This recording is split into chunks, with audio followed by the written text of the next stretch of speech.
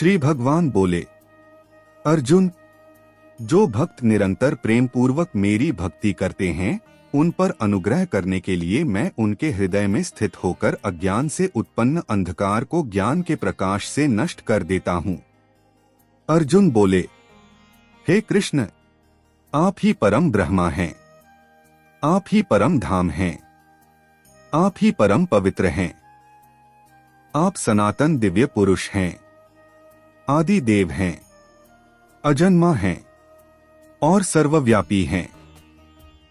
देवर्षि नारद, असित, देवल और व्यास आदि सभी महर्षि भी आपके विषय में यही कहते हैं और अब आप स्वयं भी मुझे यही बता रहे हैं।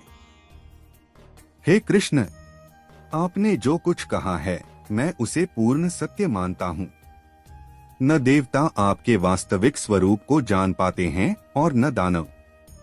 हे पुरुषोत्तम, हे भूतभावन, हे भूतेश, हे देवदेव, हे जगतपते, आप स्वयं ही अपने वास्तविक स्वरूप को जानते हैं।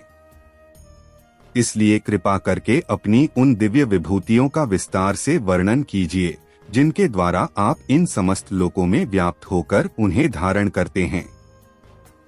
हे योगेश्वर, मैं आपको निरंतर किस प्रकार स्मरण करूं? किन किन रूपों में आपका ध्यान करूं?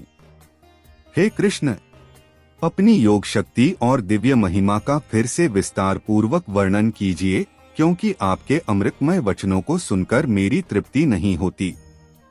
श्री भगवान बोले, हे अर्जुन, अब मैं तुम्हें अपनी प्रमुख दिव्य विभूतियों का वर्णन करूंगा।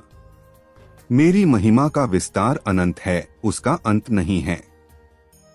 हे अर्जुन, मैं समस्त प्राणियों के हृदय में स्थित आत्मा हूँ। मैं ही सभी प्राणियों का आदि हूँ।